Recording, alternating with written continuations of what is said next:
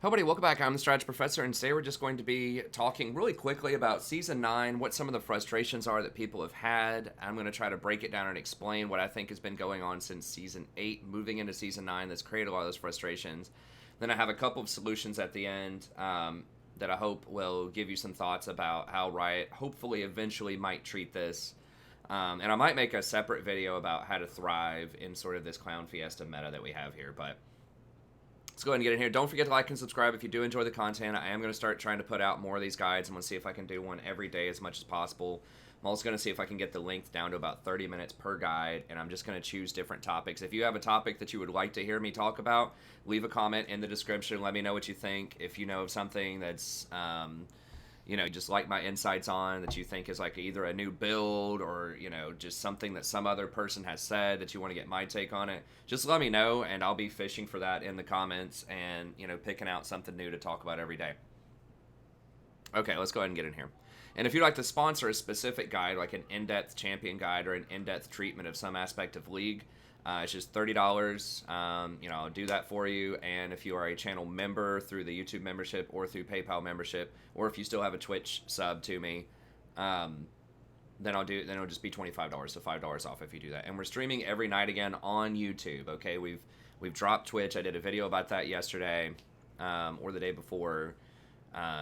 For a lot of reasons, but we're just all on YouTube all the time now. So if you've missed the YouTube stuff, if you want to know where to find me, it's around 9:30 p.m. Eastern Standard Time every night. Okay, let's go ahead and get in here. So first of all, let's preface just by saying that balancing in League is very difficult. Okay, so it's not an easy solution because full on 100% every champion being as good as every other champion in every situation would be chess, basically. Right, so everything has to have pretty much the exact same symmetrical layout, and ultimately or probably checkers might even be a better analogy. So it's just not going to be possible in League. If you're going to have differences, if you want to have champions feel unique, and there are as many champions as there are in League, I think there's like 150 champions, thereabouts, then I guess, what is this? They have different rankings on here. I don't remember exactly how many there are, but yeah, it's between like 145, 150. If you want differentiation, then that's not equality. Okay, so if something is not exactly the same as everything else, then it's not equality. And so you're never going to have every single champion be as viable in every single meta in every situation. It's just not going to happen because some champions are just competing for the same thing. If you're a peel or tank, then that's the kind of meta that we're in, like it has been in the professional scene for a very long time. Tom and Braum. They've recently nerfed Tom a lot, so he's kind of fallen off. That's going to be very similar, though. If you're looking for a ranged AD, carry for your team, then that's going to necessarily limit what you're playing in the bot lane, right? So you're not going to be seeing a lot of things like Master Yi in the bot lane because he doesn't fit that criteria. Right, so different meta considerations will always sort of affect which champions are good and which champions are bad. So full balance is never going to happen, and that shouldn't really be a goal of anything. So just keep that in mind, that you're never going to have full balance. But what I think players would like is a rotating, like some amount of rotation in the champions that are viable, or a reworking of champions to make them more unique so that if you can't pick them all the time, at least you might be able to pick them sometimes. And I think that's a better ideal goal, is that you have just so many champions that fit very specific niches and less champions that are good in like every situation. So you don't want the game to fully be around like counter picks. So like if you pick the specific niche champion that's good against this other specific niche champion, and that's bad, like a paper rock scissors style of balancing, you don't want that. At the same time, I think going towards a more specialized roles of champions and like more unique qualities would ultimately make champions more viable in certain situations. Okay, so that's one thing in League. I think that's what it should be working towards. People were kind of doing that a little bit, but like some of the more recent reworks, which we'll talk about here in a second, have made champions just good at almost everything. So that's been kind of problematic. But another issue with balancing that I've got written down over here on the left is the pros versus iron. So pros play the exact same champions with the exact same stats as iron level players, and some people think that's a bad idea. But at the end of the day, I think it's important that they are the same, and I think that's where Riot has come down on it. The main reason for this is when people watch the pros, they want to be able to go home and play that champion and at least have the same numbers, at least have the same possibility of playing those champions that the pros are playing. Right? So, yes, a lot of people are not going to be as good on, like, Caps, or as good on Akali as Caps or Faker or something like that. That's just not going to happen. But at least statistically, it's possible, in theory, for them to do that. Right? Versus if you were to say something like, okay, Akali in pro play deals 20% less damage than she would in solo queue. I think that's going to be really off-putting to a lot of people, not only because they can't play the champs they see in pro, but because they may not even be able to understand what they're watching, you know? Because once you get used to thinking, okay, Akali's got this item or that item, then you're used to thinking, okay, she can win this matchup. But that just may not be the case if you change around the stats. So I think that would just be too confusing for a lot of people. It would be kind of tough to watch sometimes because you wouldn't understand, like, the stakes, you know, how far ahead somebody is versus, you know, other things that are possible. And then they wouldn't be able to emulate it at home. So ultimately, I think that's rough. And even if you don't do it at the pro level, even at a much smaller level, different elo brackets, different champions are going to be good, right? So things like Garen, things like Amumu, things like Darius are just pretty much always going to destroy people in silver, bronze, and iron. But then a lot of times they're just going to be terrible in challenger, right? So it's like if you're gonna change it for pros versus solo queue, then you'd also have to change it for like challenger versus iron, right? And you know, one thing that Riot has also said about that is that, you know, a lot of times people in iron, bronze, silver, stuff like that, like there's other stuff going on other than champion balance that is causing imbalances, right? So people might have bad connection issues. People may just might not have the mechanics to do stuff. People might be very casual and just not play the game very often.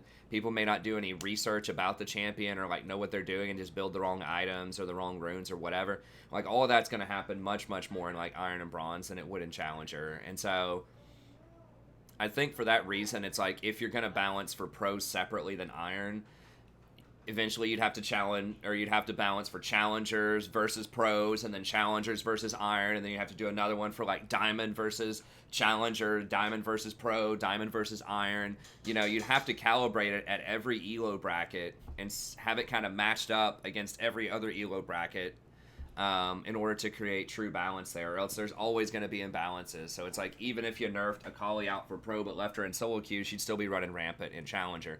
Even if you nerfed her out in challenger, she'd still be running rampant with some champs in diamond. Then you have like smurfs that are smurfing, that are really challenger, but they're playing in gold. It's just a mess, and it would just create a huge black hole of balancing problems if you tried to balance separately for solo queue from pro games. And remember that a lot of pros like play in challenger in solo queue, and so I think that's just too much of an issue. So I agree with them. I wouldn't do that. Another balancing issue that's talked about a lot is individual versus team. Like, how much should someone be able to 1v9? And we'll talk about that here in a second, why I think that's a problem in Season 9. How much should someone be able to 1v9 versus how much should they be reliant on their team to win? And the fantasy sounds good. Okay, I want to be able to 1v9, right? If my team's a bunch of turkeys, if we have 4 people that are chain feeding, I want to be able to play a champion that can still win me the game.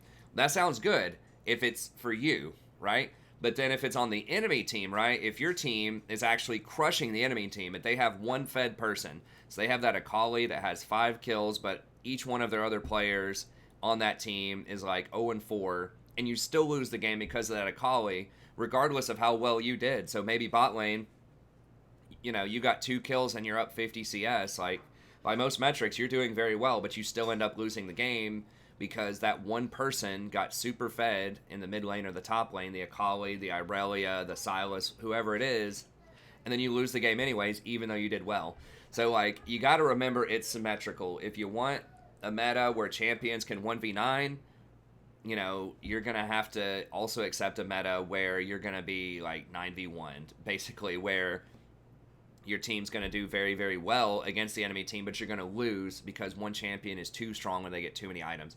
And I personally think that's really bad, but that's something that Riot has listened to over time. People complaining, I don't have enough agency, like, I can't 1v9, my team's bad and I can't win anyways. It's like, well, it makes it even harder to win over time and it constricts the meta a lot if you try to balance around these 1v9 high variance champions. So we'll talk about that more, but that's something that Riot has always struggled with, and it's always going to be a struggle in League of Legends because people have this fantasy of wanting to be able to win games despite like 3 people feeding on your team, when in reality, you know, that you probably should lose. You know, if 3 people on your team are not doing very well, like, you should probably lose the game. You know, even if you are doing well, because it's a team game, 3 people aren't doing that well. You know, statistically, you should lose most of those games, right? I mean, that's fair. Just think about it the other way. If you had 3 people on your team that were doing really well, that were crushing the enemy team, and they had 2 people that were outperforming, you would think you have 3 outperform, they have 2 outperform, you should still be favored, right? And so I think people just need to step back and realize that that's often the case, like, and that should happen. If people get a little bit ahead and they have more people that are ahead than you, if they win 2 out of the 3 lanes, they should probably win the game. Now, I think there should be opportunities for comebacks and things like that, but it's just really hard to balance around it when everyone thinks they should be able to win every single game of solo queue, and it's just not it's not realistic. So that also comes into unreasonable expectations, is where everybody thinks that. Everybody thinks that they should be able to win every game no matter what, and if they don't, if they have one person that's feeding on their team and they lose, they think it's BS. It's like, well, that should happen a lot, right? If it's evenly matched games, like, your team should lose quite a few games, you know? That's normal. And then another thing is, like, people just think that they should climb all the time. Like, they should just go, like, straight from Iron into Challenger, even if they're good players. And it's like, that's not realistic, because there's so many variables and so much variance that happens that, and it's perfectly fine if you just stay in the same elo bracket for a while. I mean, it's just like, you know, if you just go out and just play basketball a lot, people just think if you play the game a lot, automatically you're going to be pro. It's like, if you just go out to your local YMCA and just shoot basketball every day for 20 years, like, you're not going to go pro, right? Probably. Even if you're good in your little local community, like, you're probably still not going to be pro. But people don't freak out about that. They don't say, oh man, this is a waste of time. I don't want to go out and play at the YMCA because I'm not going to go pro. And all of these idiots are holding me back from going pro at this YMCA, so I'm going to yell at them all the time, and I'm going to feel bad about it. It's like, no, dude, you're just going out to play basketball because you enjoy it. It's fun. You get some competition, and that's it. Like, you work on doing a little bit better every time. Maybe you get a little bit better, even though you're not ranking up, even though you're not going to play in college, you're going to play in pro or, like, in a developmental league or whatever. Like, some people do that. You know, some people start off playing in rec leagues, you know, and then in high school, they play in high school, and then they play in college, and then they go pro. But sometimes people don't. You know, sometimes people play in high school, and then they don't play in college. Sometimes people play in college, they don't make pro, and that's fine. You know, and so, but in League of Legends, for some reason, you know, if you're stuck in gold, or you're stuck in platinum, or even if you're stuck in silver or whatever, and you're just playing games, people think, oh, well, that's a failure because you're not climbing all the time. When it's like, it's okay. You're just playing the game for fun. Like, most people are probably not going pro. Most people are not going to be challenger. So just be a little more realistic with your expectations. Like, yes, you can climb if you get a little bit better, but it's okay if you're just kind of in a process of learning and just sort of bouncing around in the same range for a little while as well. And even if you kind of capped out, even if you're not going to go much higher, I still think you can just log in and have fun. I don't think it has to be results-oriented. You have to climb all the time. So I think that creates more balancing problems in League, because people complain about stuff that's, like, in the long grand scheme of things, it's not really a balancing problem. It's just like a player expectation problem. And then there's just so many champions too. Like, it's so hard to balance all of that because there's just so many variables. Champions are constantly getting reworked. Champions are getting added. And some people might say, well, there's too many reworks. There's too many adds and things like that. It's hard to keep up with the game. It's like, yeah, but also what keeps it fresh and interesting is that there are all these different changes. There are all these different variables that are coming in to keep the game fresh. So yeah, it's tough for people that take a break and come back to kind of learn that all again. But at the same time, like, it is what has kept the game relevant, interesting for going on 10 years now. So, you know, I think there's, you know, limits to that. I think in Season 8, people were complaining that they changed it too much. I actually like Season 8 a lot. But yeah, I mean, there's obviously, you don't want to go too extreme with that. But I think that change is good because it keeps the game fresh. Okay, so let's talk about some, like, recent past meta problems, and I'll talk about what the current meta problems are, and then I'll bring in some solutions. So some of the past, like, most notorious metas in like recent times have been sort of a tank / ardent sensor meta of season 7. And that's where we started to see some paradigm shifts into season 8, which we'll talk about here in a second. But the problem was, if people remember all this, it wasn't just ardent sensors. The ardent sensor back then used to give more damage early on hit damage, and it used to also provide healing. So it provided sustain. So if you shielded your AD carry or healed them, then they got healing every time they auto attacked, right? And then a lot of the shield champs were just way stronger in general as well. You know, Janna was way better before a lot of her nerfs, especially to her shield. Lulu was way better before the nerfs to her shield. So they've nerfed a lot of those champions out. But one of the big problems there was there's too much protection, too much sustain for the AD carry. A lot of people could not get through all of the peel. The AD carries, at one point, I think this was in the Ardent meta, were taking Targons in the bot lane. So they're getting double healing in the laning phase. They were getting a shield in the mid game that made it hard to burst through. A lot of the champions and the runes and the items they were taking were giving you a lot more power. You had Ardent Sensor, you had Airy before like the 50 nerfs to Airy. You had just all of this other stuff that was just really, really strong. So the game was pretty much won and lost around your AD carry. So if you had a really strong AD carry at the time, you had like Caitlyn early season 7, and then later season 7 you had Tristana, and you had a better player in that position, you pretty much won. Like it came down to AD carry pretty much all the time because you couldn't pressure them early. Like there's too much peel, too much sustain, and it was just all about scaling. And most games are just sitting there farming off with 2 Ardent Sensor supports, like Lulu versus Janna, Tristana versus whatever else, Jinx. And that's how it was. And you just sat there and basically watched the lane for the first 10 to 15 minutes. So it was kind of, I think a lot of people thought it was kind of boring to watch from a pro perspective. A lot of people were pretty frustrated to, have to play enchanters. A lot of people like the damage supports or the tank supports. And a lot of people were frustrated playing against it. A lot of engaged champions out there, a lot of the high action, high playmaking champions, you were just destroyed because you were taking a lot of risks. You were playing risky champions, but they were playing ultra consistent champions like Janna, like Tristana, that were just almost impossible to push through and get to. And so that was it. So hyperscaling created inevitability. Games are almost won and lost based on champ select. Like, okay, your team got Tristana plus Janna. Their team picked something like Misfortune plus Braum or something like that. You win. Basically, because there was no way you were going to get through the Janna. You were going to get outscaled by the Tristana, and that was it. And there really were not a lot of ways to challenge that. So a lot of people thought that was really low agency if you weren't the support, and if you weren't, the AD carry, then you just didn't matter in most games. You just play some kind of role player, some kind of tank stuff, maybe Malachi top, Sejuani jungle, whatever. You were just trying to create a front line for the AD carry who was going to do like more than 50% of your team's damage. And so that was rough. And then tanks were also really good in that meta, and a lot of it was just to neutralize any kind of assassins or divers. So you just wanted to make sure you could lock up anybody who could threaten your AD carry, and you were going to win the game. So you just play something like Sejuani, just sit in front, the Talon's running at your AD carry, just hit them with your CC, and that's it. And at the time, some of the runes were too strong. So I think that was back when Aftershock was too strong before its nerfs, like right on release. Aftershock was too strong. Cinder Hulk was too strong. Warmogs was too strong. So there were a lot of items that were just like too powerful for tanks back then. And then it was slow games with little action, like I talked about before. So I like that as a support, as someone who's played a lot of enchanters over time.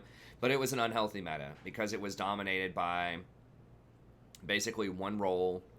And it was very, very consistent. So that's kind of the extreme of consistency. It's gonna be the same couple of champions. They're gonna get the same items. The game is gonna play out almost the exact same way up until like 20 minutes, and then there are very few decisions that are ultimately gonna impact the game most of the time beyond champion select. So that's rough. So people do not want that. So people were very scared of the Ardent Sensor meta. They caught a lot of flack for that, in season 7. And Ardent Sensor had been good for like 6 months or something before that, and I was talking about it all the time on my patch notes, so be sure to check that out, my patch notes and tier list. But Redemption was also really OP back then, and so a lot of people didn't get Ardent because they got Redemption. And yeah, they nerfed Redemption, then everyone noticed Ardent was good and started building Ardent. Anyway, so that's a problem. The other extreme here is the Assassin meta, which this shows up typically early on in a season, almost every season.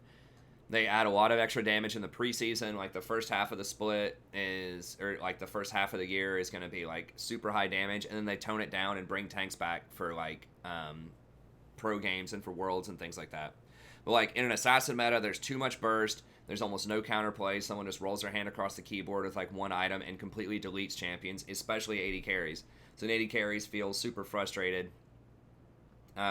Because they don't have any agency anymore, or other squishy champions. Enchanters can't keep up with that. You know, Talon one-shotting you, Zed one-shotting you, Kha'Zix one-shotting you. All of these champions are just really, really difficult to deal with.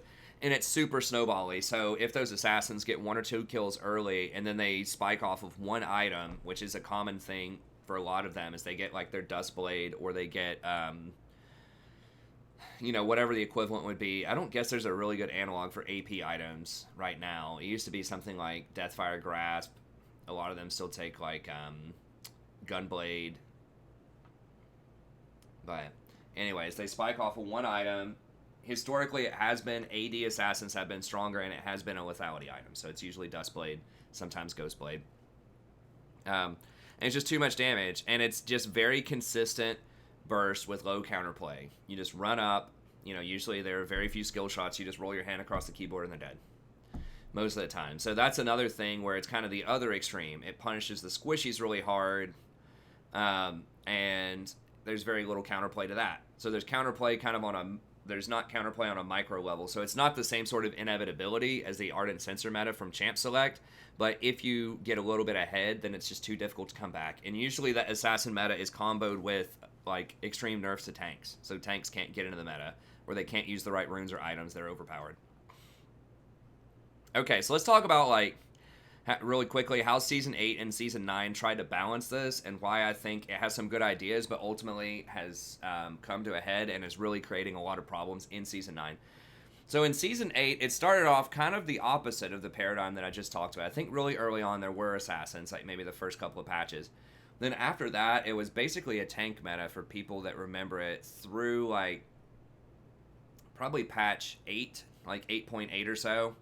And I think that's where there was a really big paradigm shift. And I've got Irelia pulled up here because I think she was kind of the dawn of a new era of balancing.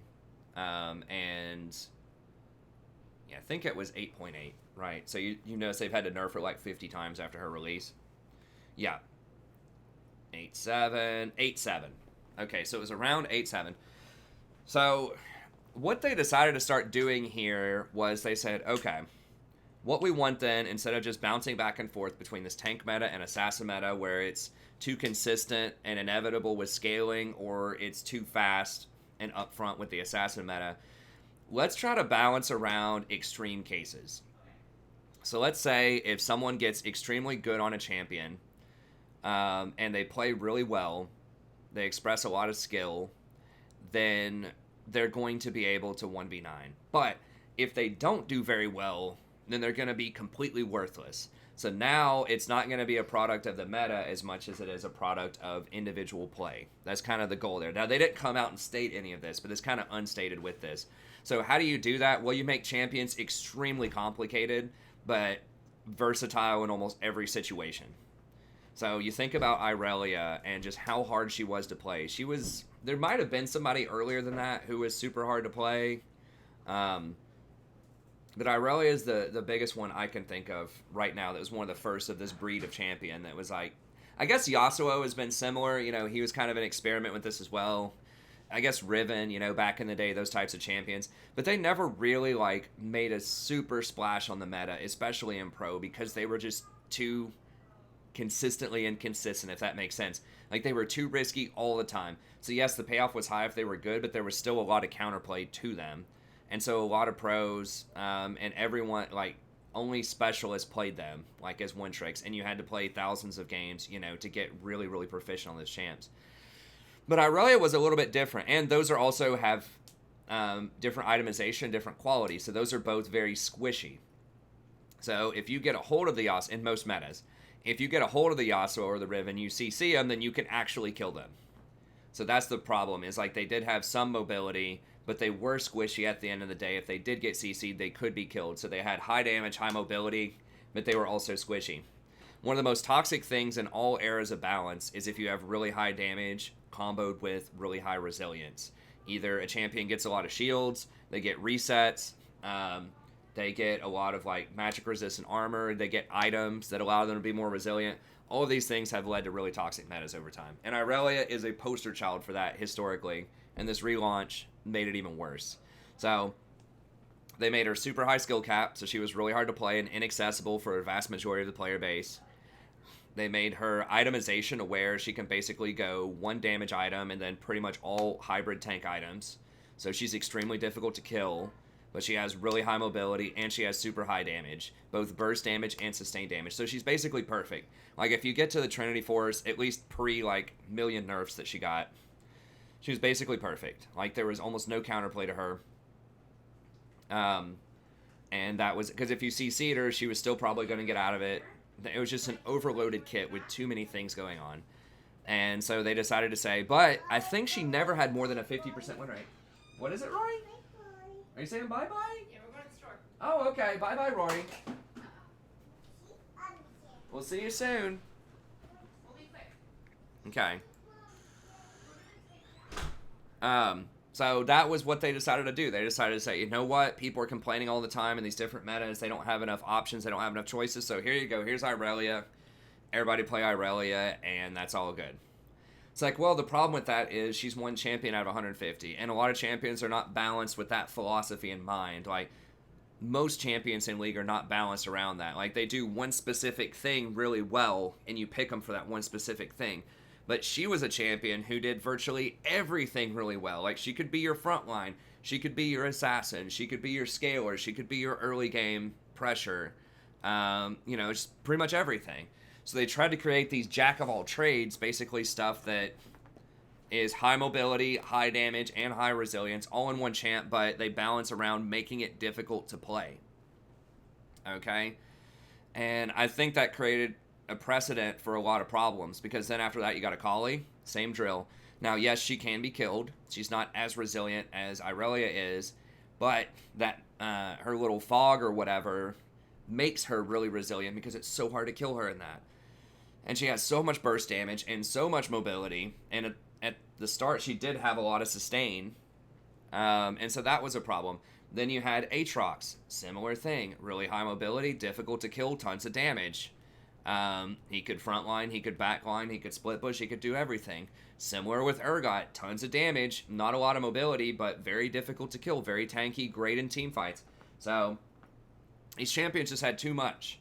And the problem is that this is a loss of agency for average players. So yes, if you are a top-end challenger or pro player, or you're a one-trick on these champions, you get extra agency, you can 1v9. But for the vast, vast majority of the player base, like 99% of the player base, you actually lose agency. Because if one of these people is on your team and they go 0-6, which is really common on some of these like really tough champions, they're completely worthless. They have nothing they can offer to your team whatsoever, because they're balanced around being an overpowered generalist pick that requires really skillful play.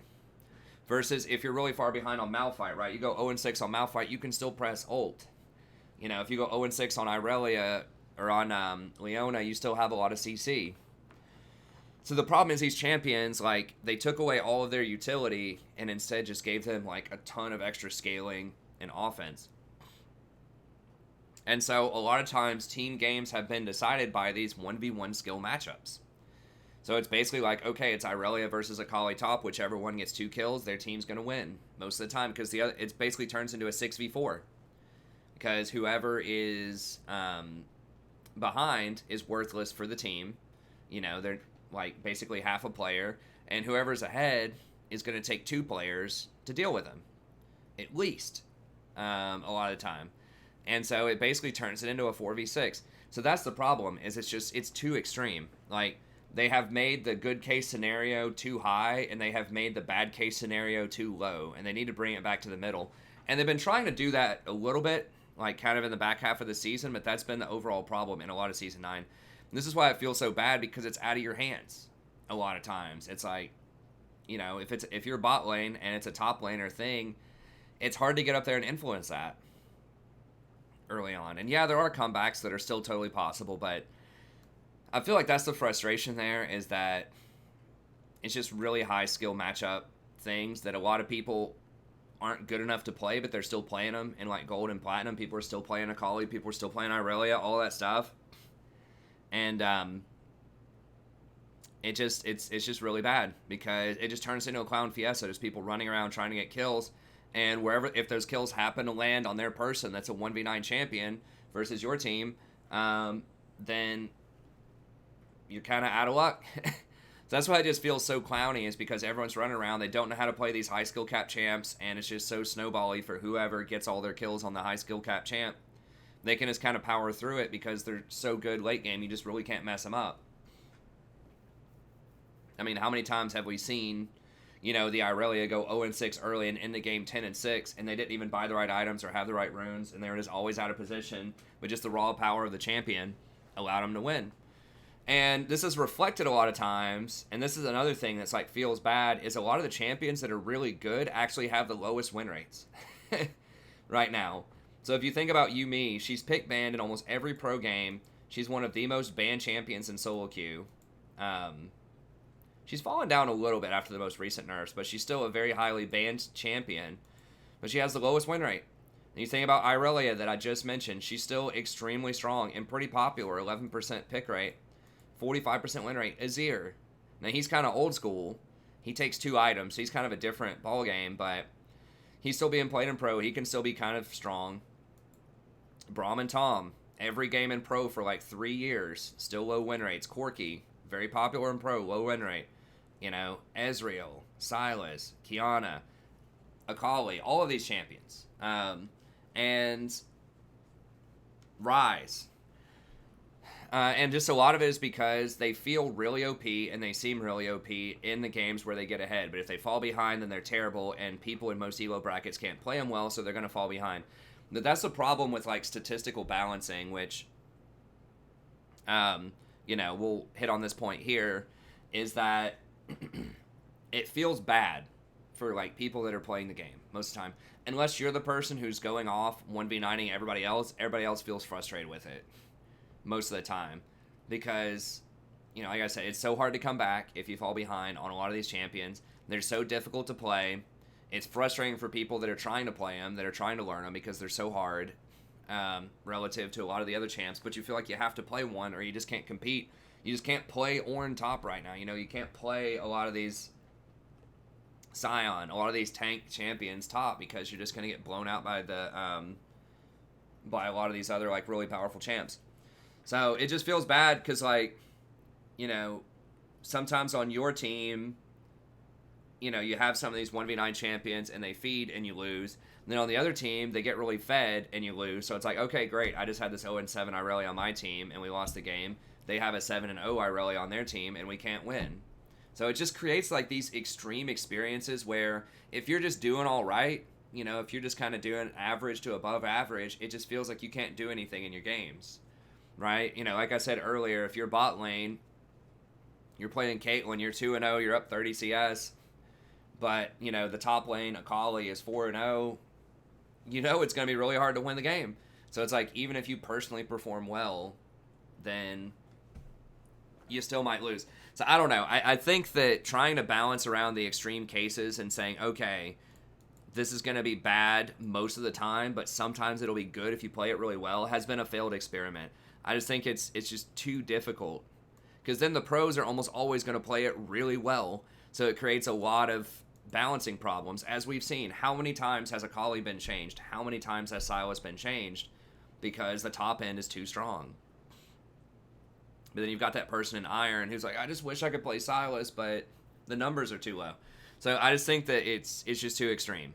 lately, and they're reversing a lot of that. Like Kale, they've dialed her back. She was like sort of the late poster child of this, right? She was the extreme case where you're terrible early, but you're just like unstoppable late game, like in the extreme.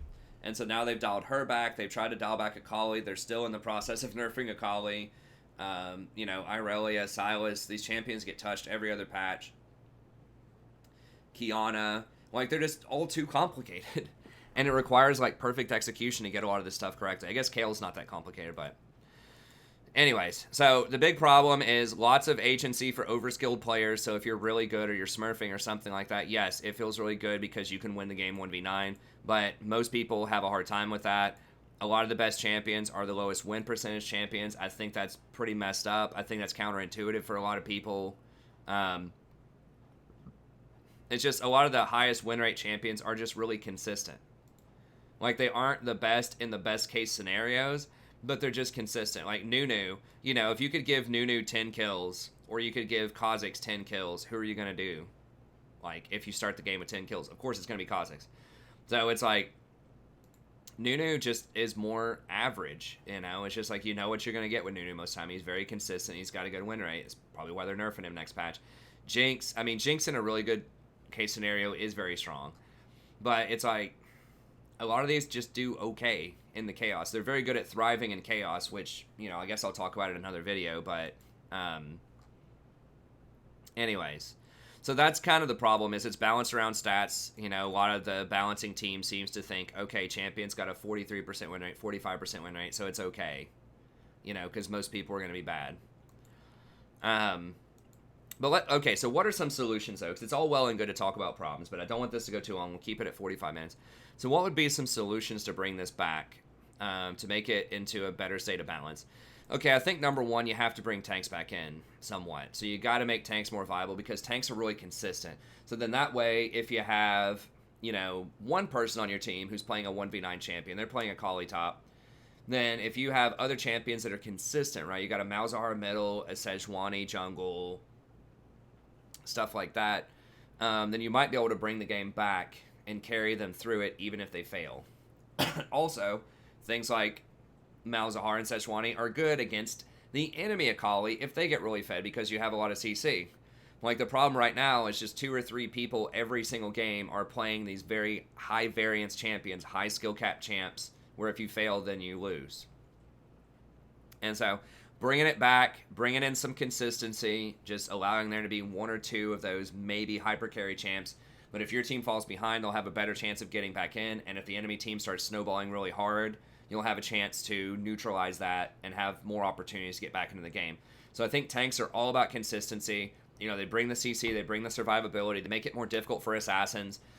Right now, assassins are so strong because every single champion's a potential target, because no one's playing tanks. So, if you're playing Kiana and you have 5 options for your targets, there's so many people that you can find that are out of position that you can pick off all over the map all the time. But if there are like 2 tanks running around, if you've got a Sejuani in the jungle and a Maokai top or something like that, then all of a sudden it becomes a lot trickier to try to pick people off, because you're like, okay, you can't get Sejuani, can't get Maokai, I've got to find that squishy ADC or that squishy mage. And so it adds a lot more skill expression to assassins to balance out their damage to an extent, right? Because not everybody's a viable target. So tanks are just healthy for so many reasons. This would also bring back more enchanters. Although, some of the enchanters are still doing well. You've got your Janna, you've got your Soraka, they're doing pretty well. So it's tough to say that they're really that far out of the meta. But it could even bring in champions like Zyra or Brand a little bit more, just things that are good against tanks. So that a lot of the top-end supports, especially in Pro, don't have to be hard engaged, because you can get the engage out of the jungle or some of the other roles. So I think that just having tanks in the meta is good. And they're trying to bring back some of them. Sejuani still picks sometimes in Pro. You're seeing it out of the support role most of the time. If we look at presence here, Sejuani's still getting picked with a pretty decent win rate. You're still seeing some Tom. Gragas, Gragas is kind of variable. I haven't seen how all the pros are building him, but he can be tank or he can be AP. Jarvan is becoming a bit more popular as well, though his win rate's been really low lately. So they're trying to come back to this a little bit. Like I said, for Worlds, they usually do that, but I think bringing back tanks a little bit. So how do you do this? What's the best way to balance tanks? So historically, tanks are too difficult to kill, and it requires too many items, and it slows games down, and only certain types of champs can kill them. So I think that's what they don't want. They don't want the ultra tanks that are impossible to kill, okay? So they've tried to do this by taking away some of the tankiness and by adding in more damage to tanks. But I don't like that because then you get some of the scenarios where stuff can be like really difficult to kill but also have too much damage, like Irelia, Aatrox, Urgot, all of those examples of failure in terms of balance. But I think what they can do, number one, they can start by getting rid of the true damage on Conquer. And I think just getting rid of true damage in general on most champions.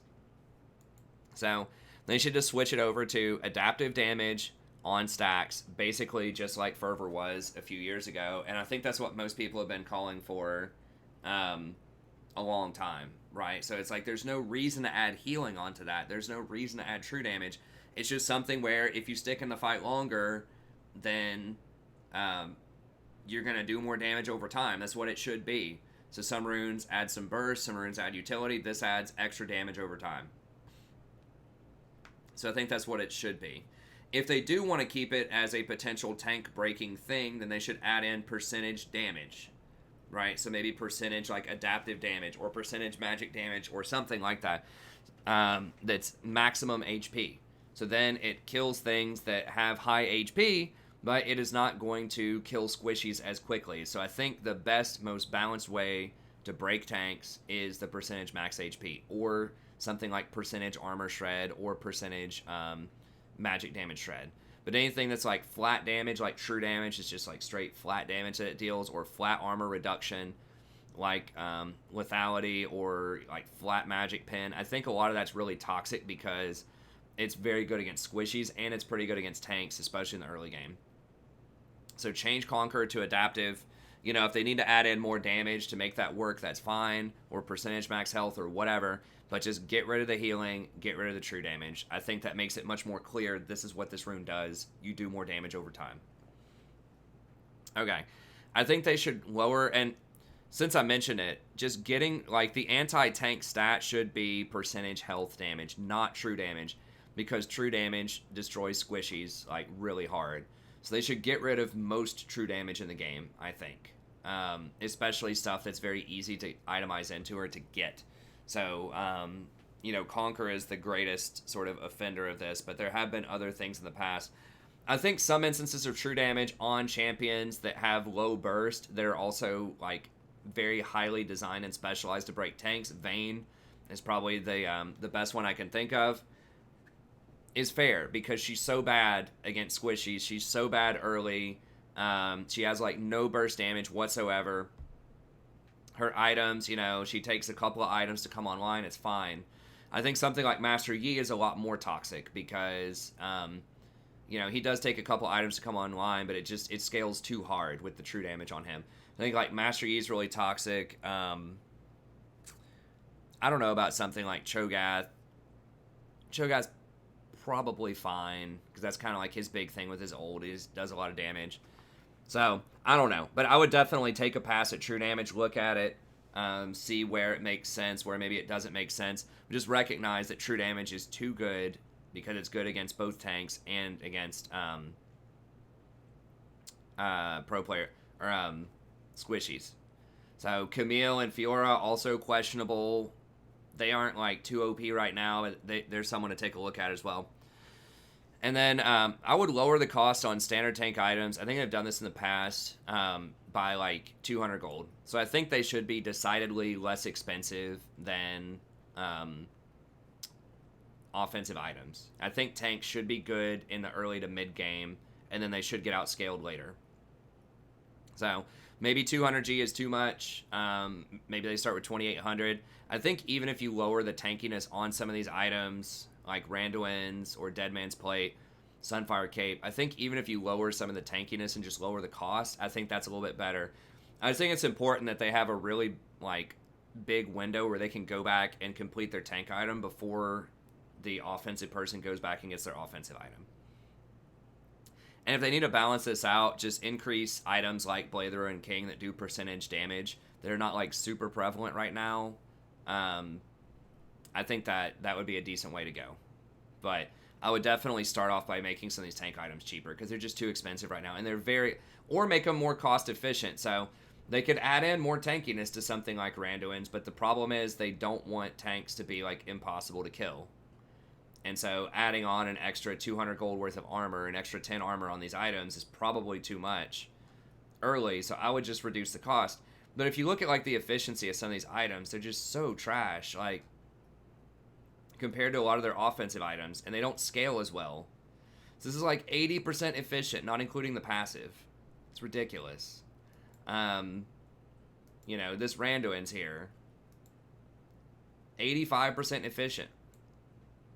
Like, that's terrible. It's so bad. And then if you go and look at, like, Infinity Edge or something. Very common rush on 80 carries, obviously. I'm blanking out. Nashers. 112% efficient, not including the passive. And this scales way better, so when you get more critical strike, you're getting even more value out of it. Something like Essence Reaver. 120% efficiency. I mean, what the hell? Like, why are tank items sitting around at like 80% efficiency, and these items scale harder because critical strike outscales armor eventually. And the thing is, like, a lot of people, like, you don't even have to, like, get Last Whisper items because you're just not facing tanks most of the time. I think the Zeal items are a little bit less efficient. Yeah, this one is, but, like, it's such an extremely powerful passive. So the Zeal items are still kind of in the penalty box, but, like, some of the crit items and some of the main things that people get are just, like, just way, way too efficient, I think.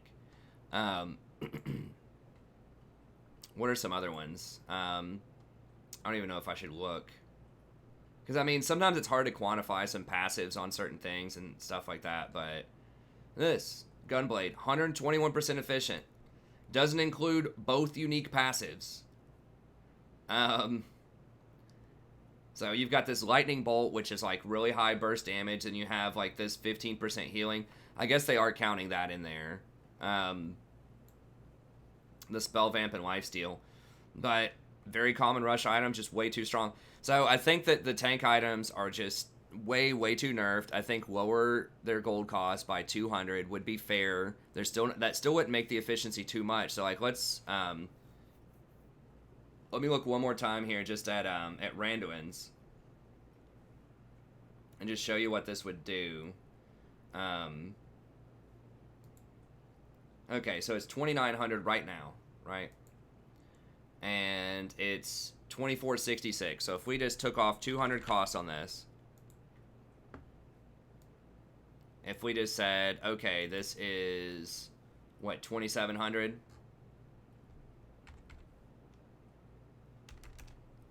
The total value gets like 2,466 divided by 2,700. It still would only be 91% efficient. So I'm not even bringing it up to 100% efficiency. And, like, Essence Reaver's at 120. You know, the other stuff that we just saw, Infinity Edge is 112. Gunblade is 120. I'm not even talking about bringing it up to 100. I'm talking about simply just bringing it up to, like, 90. Just 90. Just make it 10% more efficient. That's it. And I think that would be so much better. So, I don't know. I think that these items used to be that cost. They got rid of it, but you also have to keep in mind they've added a lot of stuff into the game, too, that is very good against tanks. So, I think they can afford to lower the cost on these things a little bit. I think another way that they should try to balance this is lower the cooldowns on tanks' abilities. And if you have to, like, lower their tankiness, that's fine. Or if you have to lower their damage, that's fine. But I would emphasize tanks as utility, okay? They get in there, they disrupt. You know, they make other stuff, like, it more difficult for the enemy to do what they want to do. So an example of this, and I think they've gone in the wrong direction on this in a few different cases. So, like, Sejuani, or, well, Nunu's a decent example as well, but look at Sejuani here. And some of the stuff they've done, they've actually increased the cooldown, like on her Q, they've decreased the amount of stun duration on the permafrost, but they increased the damage on it. So, if you're picking a tank, I think you're kind of signing up for, I'm not playing a 1v9 champion, but I'm going to play something that's consistently able to influence fights. So I would like to see more CC. I'm not saying we have to go back to the era of like 3-second, fiddlestick fears, or the current, Morgana 3-second bind. So I don't think the CC should necessarily be longer. I think that most tanks should, like, their main form of CC should be somewhere around like 1.5 seconds, like early on, and then maybe 2 seconds if you max it out, maybe, for like an ultimate. But I think it just should be up more often. So I think that Glacial Prison, 120 is probably fine, but I think they could experiment with taking it down to 100, just allow them to make more plays. Maybe just this Arctic Assault, you could lower the damage on it down a little bit, and then lower the cooldown on it down to like 16 to 12 seconds, something like that. But that's what I would like to see. Then that would clarify, okay, tanks are disruptors. You can eventually kill them, especially if you dodge their CC or you invest in a Quicksilver Sash or whatever. You can kill them. They're not unkillable. And that's counterplay too, right? Like, you can dodge CC a lot of times, or you can get, Mercury Treads or all the different runes that can reduce CC, or you can get Quicksilver Sash or whatever. Like, there's stuff you can do against that. And so just make them disruptors. Like, that would just add more skill expression, more counterplay in there. They could still be killed. You could even tie, like, maybe some of their resistances to their CC. So, like, if, Sejuani hits her Arctic Assault, then she gets a little bit of extra armor and magic resist, or something like that.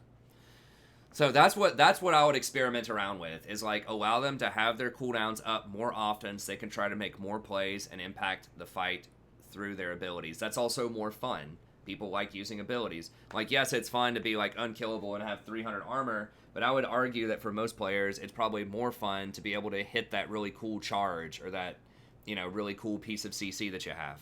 So, I would like to see more uptime, especially on, like, ults that engage, just so there's more opportunities to impact the map and make plays. And I think that's healthier. That's a really healthy balance. It's like, okay, you're squishier than you were back in Season 7, but you have the ability to potentially make more plays, so it's in your hands. But you don't scale enough with damage to where you can 1v9 and carry the game by yourself. You still have to involve your teammates and win around them. That's what I think a tank should be. Okay. Replace true damage with percentage health. I talked about that. That would mean that tanks can actually itemize, because tanks already have to split their itemization. They have to decide, okay, am I going to get magic resist or am I going to get armor? And if the enemy has a really diverse comp, back in the day before the true damage, went rampant, you actually had to choose, as a tank, okay, am I going to buy Spirit Visage or am I going to buy Frozen Heart? Or, whatever the armor item is that you want to get. Those were two classic items. And so, sometimes it was tough, and the enemy team would beat you as a tank because they would have diverse champions. They would say, okay, we're going to have 2 magic damage dealers and 2 physical damage dealers, and the support on a team, right? And then that's how you beat the tank. You're like, okay, well, he can't just stack all armor, or he can't just stack all magic resist. And you got heavily punished for, going for a 4 AP team or a 4 AD team. It was almost impossible to win. And, I know that that's kind of the paper, rock, scissors approach they don't like. They don't want games to be determined by champion select. At the same time, I thought that was one of the fun and interesting parts about tanks, is that, like, you actually had a non-linear itemization path where you're reacting to the enemy team and what they were doing and who's ahead, versus, like, AD carries, you're going to build the same item on most of them most of the time. Assassins, you're building the same items most of the time in the same order. So I think that made a unique, interesting playstyle for tanks, where they had to kind of balance out, okay, how much offense am I getting and which type of resistances am I getting? So I thought that was pretty cool.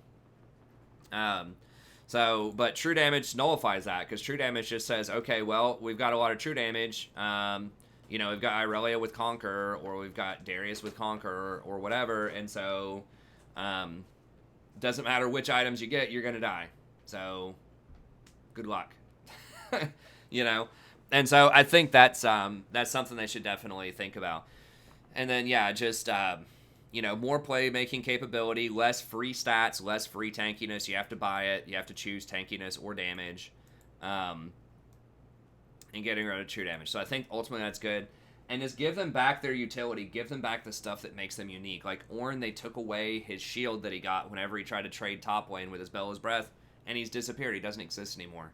Just give the man back his shield, make it a lower shield if you need to, or whatever you need to do, but like, just give the tanks some love, damn it. I know there's people out there that want the tanks, not like the ultra tank meta, but just to where you feel like you're not trolling if you pick a tank top lane.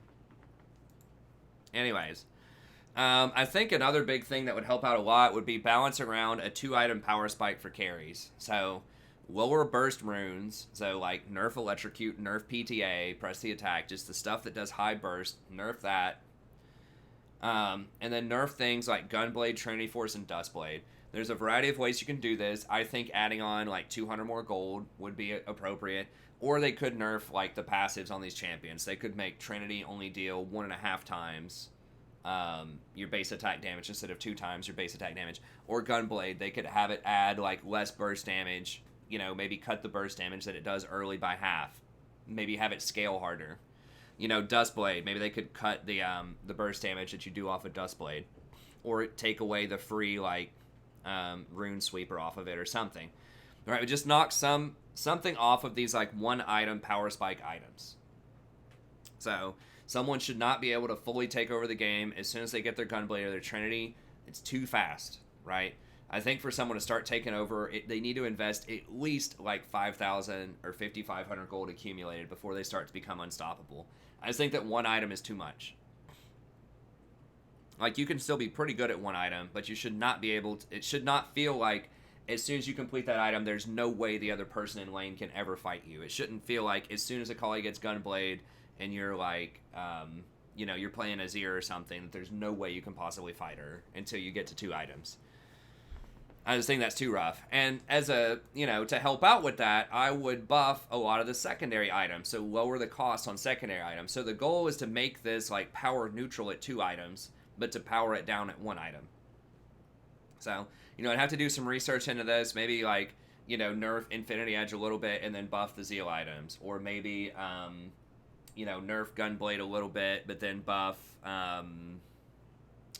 what is it called? Like Hourglass or something. Maybe give like 10 extra AP on Hourglass or something, but increase, you know, the cost on Gunblade. Or they could just like lower the cost on certain things. I don't know the exact solutions. Obviously, it's a really complicated, you know, because a lot of champions get a lot of different items. But I think that they should be looking for that.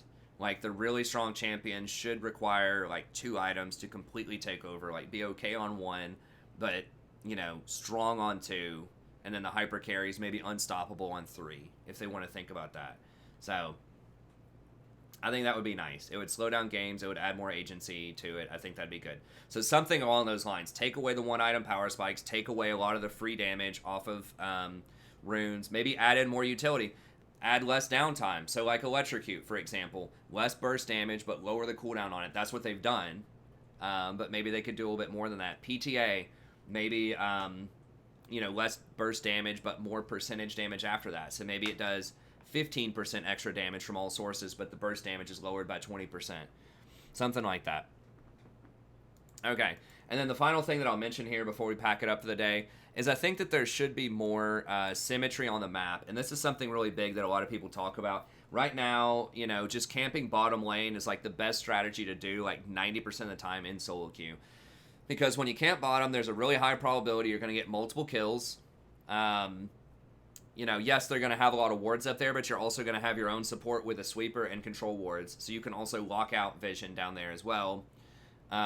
You get multiple kills. There's 2 people to kill. Instead of top lane, there's only going to be 1 person. You get tower plates faster because you're going to have more people there. And you get dragons, which are really, really strong and very easy to kill. You know, in the early game, they made them just a lot easier, even a solo sometimes, but they increased their buff dramatically. And then the top lane is trash. Like, it takes forever to kill Rift Herald by yourself. It's extremely risky. It's going to take you like 2 minutes to kill that thing by yourself early. Anybody could, like the enemy jungler could walk by and they collapse on you. It does a lot of damage. It doesn't even like appear until 10 minutes into the game. It's just ridiculous. Like, it is very strong. If you get Rift, Rift can like almost single-handedly win you the game. Like, you get an ace, you drop Rift middle and grab like 3 towers and inhibitors at 17 minutes. That's game. a lot of times. So I think once again it's too extreme. Like it just sucks at the lower end when you're just like trying to get it and you're just playing for like 2 plates, but it takes you 2 minutes. And it's very risky to get it, but then it's too powerful at the top end where it's like, you're just winning the whole game based off of it. So what I think they should do is standardize this to be like more equivalent to the dragon in power. So I would do like it spawns at the same time as dragon and has the same respawn timer as dragon. And I would say that maybe it's easier to kill or does less damage to towers. I would say probably easier to kill.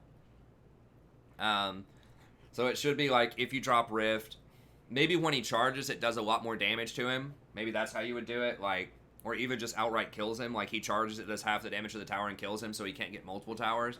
I'm not sure what the answer is, but weaken him in overall power, but make him much, much easier to solo kill, and make it to where people could potentially get multiples, where they could get 2 or even 3 rifts, depending on how fast they do it.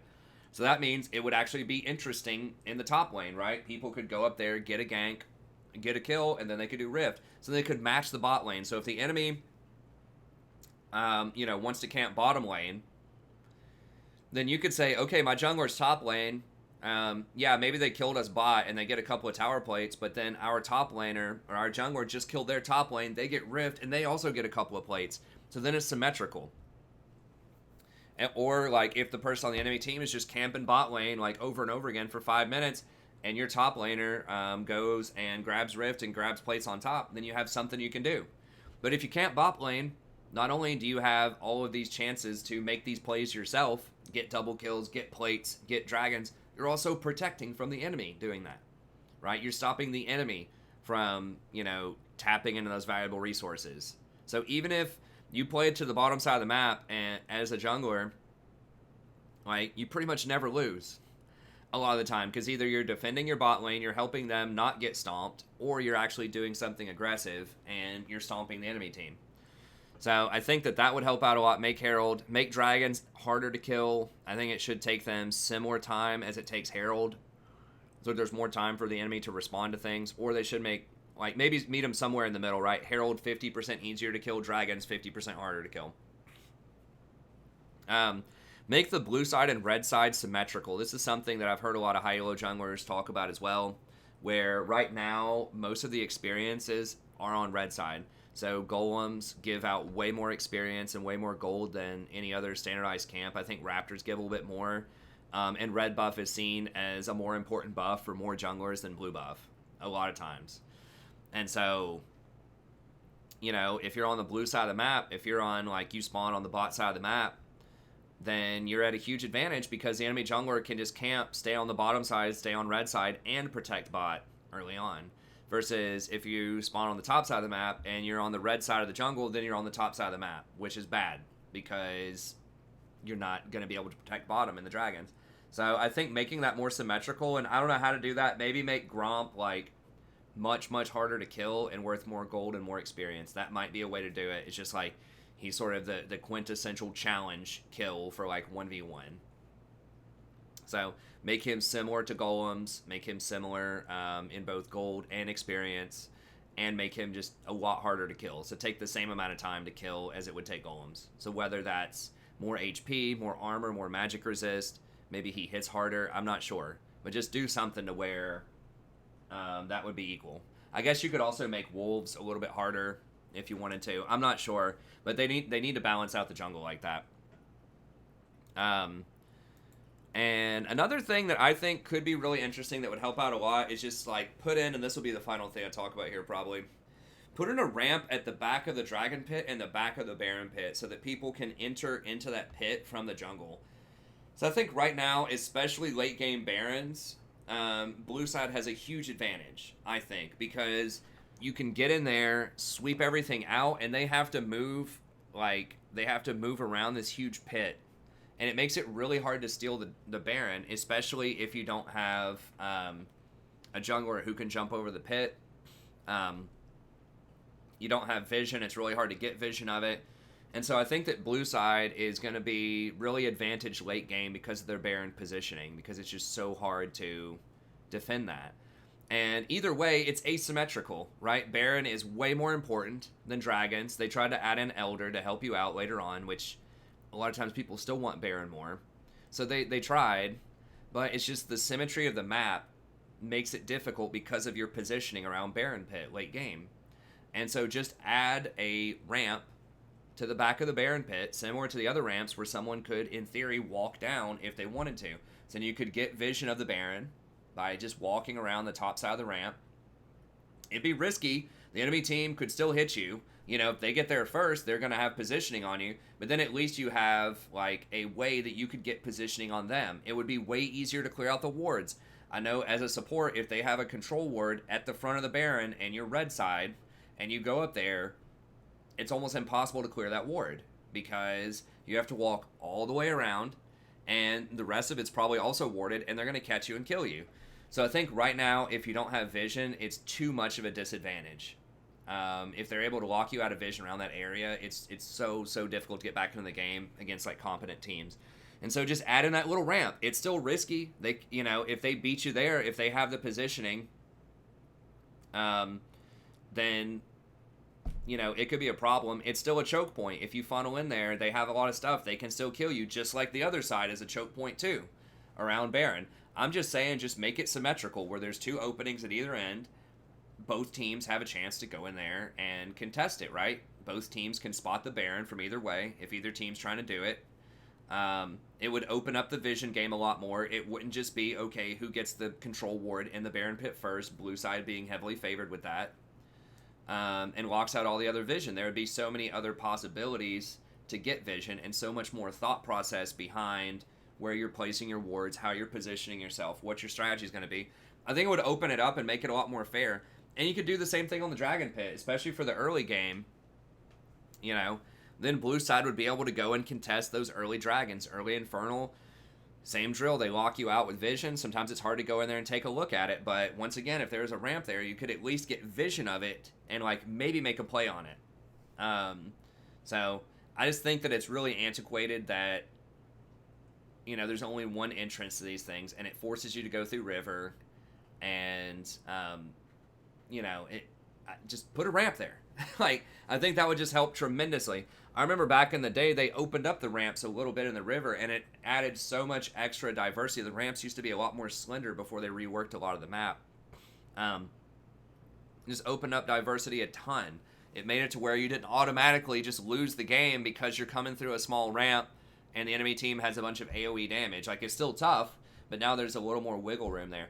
I just think that that would be a really good way to make it symmetrical. Both teams can access every objective from different angles, so it's symmetrical. So I think that would help, you know, just make Herald more valuable, maybe tone down the power level, but make it show up more, make it more accessible, make Dragon, you know, harder to kill, maybe tone down the stuff on it. I would personally just like to see them go back to gold with Dragon, or do something else, something that's guaranteed. Something that's not random RNG. Well, sometimes we get Infernal, sometimes we get Wind Dragon. It just feels bad. Like, nobody wants that. Nobody was asking for that. It does add extra variance in the game, but just add something more tactical, kind of like what you have with Rift. Like, maybe if you get Dragon, maybe you can summon up a Dragon for a team fight or something. Maybe you summon a Dragon. Maybe it looks like Mordekaiser's last Dragon or something like that. And, you know, maybe you just summon it up and it lasts for however long. It lasts for like 1 minute or whatever. You know, it could attack towers, it could attack players, it could attack minions. Just whatever it is, maybe you just get a stack of Dragon. Maybe it gives you like a little bit of gold, gives your team like 50 gold or something. But then you have this Dragon buff that you can pick up and just drop it down. You know, you're doing a team fight, just drop a Dragon in there, and then all of a sudden they have to either run or, you know, whatever. So I think that could be similar to Rift. So if they don't want to do flat gold, which I don't mind flat gold, you know, just saying, okay, you kill Dragon, everybody gets 150 gold on your team. You know, maybe they think that snowball's too hard, maybe they think that's boring. But whatever the solution is, it should be the same thing. I think. Just make them all Infernals, or make them all Windrakes, or, you know, whatever. I just don't like that they're different. Or allow your team to choose. So maybe whoever picks up the Dragon buff, allow them to choose. Like, maybe you can click on it, and it gives your team that buff. Or whatever. I don't know, maybe allow your team to vote. I don't know, whatever the answer is. just make it to where you have more control over it. Either you can, choose the buff, maybe you can cash it in at the shop or something for certain stuff.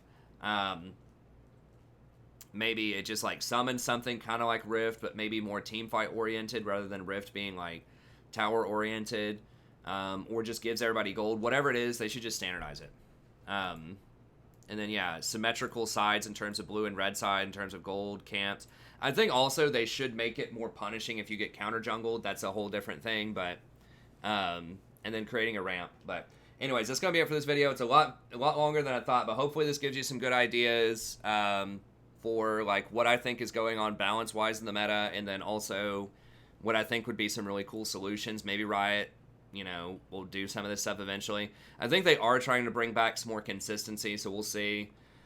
But anyways, that's going to be it. Be sure to like and subscribe if you enjoy this content. I am going to start to do more guides like this, but be sure that you're, watching them, because sometimes if I do these, it's like an hour to record it, it's 2 hours to research it, write it up and all this, and we only get like 200 views.